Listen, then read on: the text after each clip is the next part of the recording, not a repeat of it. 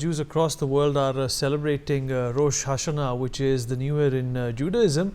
We are now being joined by Jason Isaacson, Chief Policy Officer, American Jewish Committee, on the broadcast to talk more about this. Sir, if you can hear me? Sir, if you can hear me? All right, sir. So this is the first time Israel has come under direct attack of Iran, escalating the situation further. How can peace be restored when no side is willing to retreat?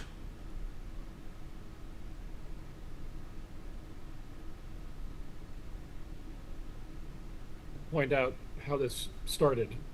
First of all, it's not the first time that there's been a direct attack by Iran against Israel. That was in April, the night of April 13th, when Iran fired more than 300 missiles, ballistic missiles, cruise missiles, and drones at Israel, nearly all of which were knocked out of the sky by Israel in cooperation with a coalition assembled by the United States, including states in the region that are as threatened by Iran, frankly, as Israel is. But this fight that is happening right now, this conflict that we're seeing between Iran and Israel, goes back decades. It goes back to the fact that Iran, since the beginning of the Islamic Revolution in 1979, has been calling for the death of Israel and death of the United States. And it has armed proxies across the region: Hezbollah in Lebanon, the Houthis in Gaza, the Houthis in Yemen, the Hamas in Gaza, militias in Iraq and Syria that have been waging war against Israel for some time. Of course, climaxing in the massacre that took place on October 7th, when Hamas forces invaded Israel and killed more than 1,200 people and seized 251 hostages. So this is a long-running war that has been waged by Hamas and its proxies against Israel.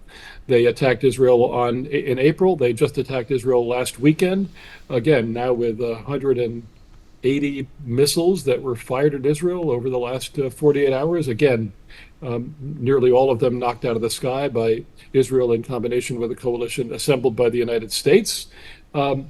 This is these are further acts of aggression by an Iranian revolutionary regime bent on the destruction of Israel, the killing of Jews, and frankly, the exercise of hegemony over the Gulf in ways that are intolerable to the Arab states in the Gulf. Israel is acting on behalf, frankly, of the values that we share with India, to beat back against this kind of aggression, this kind of territorial dominance by a country that has no right to exercise that kind of influence in the region. If we want peace between Israel and Iran, Iran has to stop threatening Israel with destruction and taking steps, terrorist actions that attack Israel directly, as they have for years. And so, how are the US elections going to impact the Israel-Iran conflict, according to you?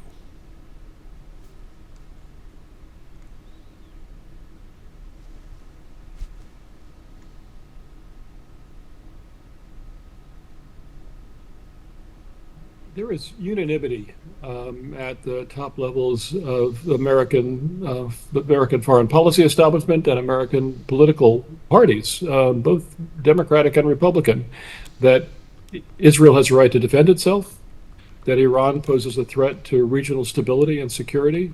Iran poses a threat to American interests. Iran's proxy Hezbollah, which has been significantly damaged by Israel, is itself responsible for the death of hundreds of Americans. The bombings at the Marine barracks in April 1983 in Beirut, the bombing of the American embassy, in April and in October of 1983, the American embassy and the American Marine barracks in Beirut were attacked. Hundreds of Americans and also Lebanese were killed in those attacks. French forces were killed also by Hezbollah. So the attacks that Iran has been mounting repeatedly through its proxies have to be answered. And this is a a position that Democrats and Republicans alike in the United States feel very strongly about, in support of America's ally Israel, but frankly in support of stability and peace across the region. America cannot tolerate the kind of aggressive behavior that Iran has displayed. If Iran wants to live in peace in its region, wants to have normal trade across its region, it needs to dial back its military nuclear program, which is unacceptable and violates IAEA standards as well, including international agreements that Iran has reached. And it needs to stop fueling and feeding and arming aggressive forces across the region. Right. And who do you think will be more supportive of Israel, Trump or Kamala Harris? Honestly, there is no significant distinction between how America will behave after January 20th, 2025, toward Israel, whether President Trump is returned to office or whether Vice President Harris becomes the President of the United States. Both parties have made it clear in their party platforms that were adopted this summer at their party conventions, the statements that they have made, both candidates and presidential candidates as well, as we saw in the debate the other night in the United States, have made it very clear that Israel is an ally of the United States. Israel's security is extremely important to the United States. We share values and cooperation across myriad sectors with Israel. And we also recognize the contribution that Israel can make to peace and stability across the region, and also the value of Israel's further integration into the region, which is also supported, frankly, by elements of both parties. Having said that, yes, of course, there are fringe elements in both the Democratic and Republican Party that have a different view and that are very loud and that's often command a lot of attention in the news about trying to dial back some of the support that the United States gives to Israel. But those are minority sentiments in both parties. The leadership of both parties, the overwhelming majorities in Congress of both parties strongly support the continuation of the very strong alliance between the United States and our democratic ally Israel. Well, the Biden administration is restoring sanctions waivers to Iran in 2022. Was it a wrong decision, according to you, in hindsight? There were some sanctions that were relieved. There were other sanctions that were put in place by the Biden administration. And I think we'll see, and AJC is certainly pressing for the imposition of further sanctions. But it can't just be the United States that acts alone against Iran. It has to be acting in concert with other states that have a strong interest in regional stability and security. And we're very much hoping that European states that have themselves been seen targeted assassination attempts on their own soil by Iranian agents.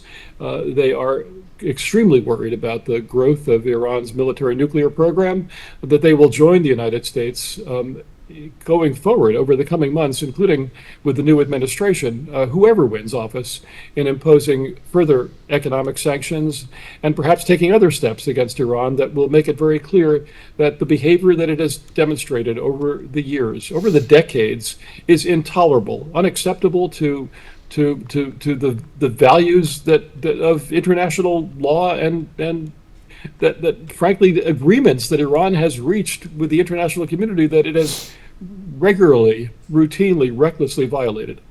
And how do you think the Middle East conflict will impact the US-NATO security apparatus? Israel is a major non-NATO ally of the United States. It is in cooperation in intelligence and in a variety of spheres with European states, with NATO member states. The threat that Iran poses to Israel is only a part of the picture of the Iranian threat that is posed to NATO's interests. And I want to emphasize the fact that Iran's support for Russia in its aggression in Ukraine, the fact that Iran supplies drones and ballistic missiles now to Russia to use against killing Ukrainians is deeply disturbing to other NATO states, The fact that European countries are increasingly alarmed by and are preparing to work with the United States to impose harsher sanctions on Iran is motivated in part not just by their concerns about what's happening in the Middle East, but by their concerns about this growing Iranian-Russian alliance, which really has direct threats to NATO interests. So it is definitely a factor that is being more seriously considered in NATO member state governments. And how do you view the UN stance on escalating situation in the Middle East? I think the UN stance has been pathetic. It has been unable in the United Nations General Assembly to condemn Hamas for what occurred on October 7th, when thousands of Hamas fighters and other terrorist organizations streamed across the border of southern Israel, massacred 1,200 plus Israelis, seized 251 hostages, men, women, children, babies, grandmothers, and grandfathers, and brought them to Gaza, where many of them have since died. A large number have been released, but 101 remain in captivity. A large number of them probably having died in the process as well. The fact that the United Nations has not been able to find a voice in which it could condemn Hamas is an indictment of the United Nations.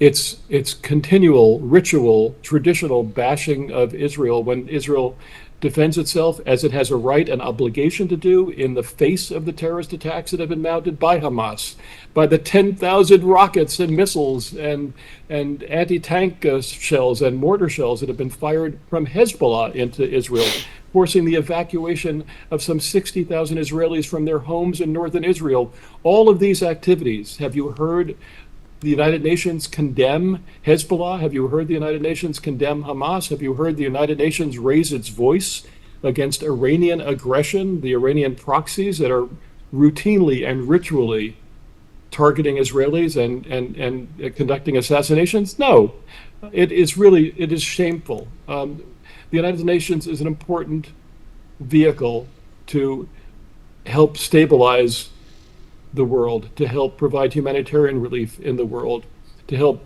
establish peacekeeping operations around the world. But on this front, when it comes to Israel, it is absent. It is worse than absent. It has allowed the perception to deepen that Israel is somehow a pariah state and does not belong in the international community, which is so utterly objectionable and disgraceful.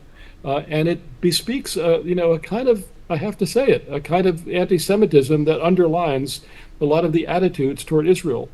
People say that Israel has a right to defend itself, but when Israel defends itself, as any nation would when attacked the way Israel has been attacked, Israel is condemned. It's very easy to say, well, we condemned what happened on October 7th, but if Israel tries to dismantle the terrorist infrastructure that has posed this threat to Israel and has killed thousands, Israel faces the harsh judgment of the international community. It's time to stop that. Countries that have a relationship with Israel, that knows the contributions that Israel makes and can make further to peace and stability and prosperity across the region. India is one of those countries. Know that Israel is a country that wants peace, wants to live in peace with its neighbors. The Abraham Accords of 4 years ago demonstrate the possibilities that exist for further integrating Israel into the region and building relationships that will serve the interests of all the people of the region. India has benefited from the relationship with Israel. Other countries have as well. It's time to move beyond this UN obsession with Israel. The dozens of resolutions that are passed ritually every year in the General Assembly and in other international forums against Israel are artifacts of a bygone era of condemnation of that one Jewish state, the small but very important state in the Middle East named the State of Israel. It is time to move beyond that. And frankly, the United Nations behavior to date has been disgraceful. We are hopeful because we have confidence in the underlying charter of the United Nations that countries will find the courage to move beyond these prejudices and adopt a very different stance going forward. Right. And how do you react to UN Secretary General Antonio Guterres and his response to Iran's missile bombardment. He has been banned from entering Israel for his comment.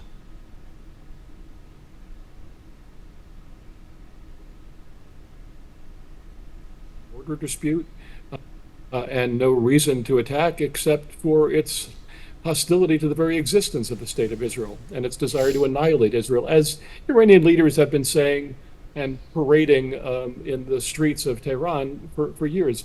This is the Iranian regime. It's not the Iranian people, but the Iranian regime has conducted a campaign against Israel for decades. The fact that the Secretary General of the United Nations is unable to call them out for that and condemn these actions is reprehensible. Right, and how do you react to the anti-Israel protests in elite colleges and universities in the US in the very recent past?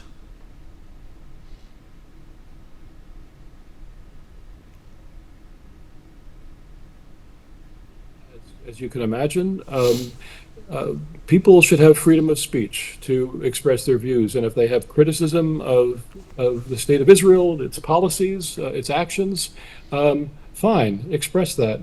But to intimidate fellow students, to call for the destruction of Israel, to say that Palestine must be free from the river to the sea, which basically means a state of Palestine replacing the state of Israel, therefore eliminating the Jewish state, therefore driving the Jews out of that state. These are unacceptable. And when Jews or supporters of Israel who are not Jews are attacked, as has occurred on campuses across the United States, and I think not just in the United States, that's unacceptable. There are codes of behavior on college campuses, university campuses, that need to be enforced. They have been spottily enforced over the last year. I'm hopeful that in the current academic year that situation will change. AJC has played a very important role in getting the message out to university administrators. We convened some 80 college and university presidents and chancellors in Washington just the beginning of last week. Our CEO, former Congressman Ted Deutsch, led a discussion with these university presidents about the necessity of enforcing codes of conduct, allowing freedom of speech, of course, but making it plain that universities should be spaces where we learn about conflicts, where we examine the two sides of conflicts, where we have open discussions, where voices can be heard, but where intimidation is unacceptable, and there has been too much harassment and intimidation and actual violence that simply must no longer be allowed to take place. So, very concerned about the rise of anti-Semitism in the United States and around the world. There are agreements that have been reached. There was a whole set of agreements that were put forward in Argentina a couple of months earlier, frankly, in July. A number of countries got together and agreed to a global call for action against anti-Semitism. The United States has been very much, the AJC has been very much a part of that in the United States. We are hopeful that that will be more universally accepted, that countries will take greater steps, more coordinated steps against the rise of hate speech and the rise of anti-Semitism. For more such videos, subscribe to the NewsX YouTube channel, hit the bell icon.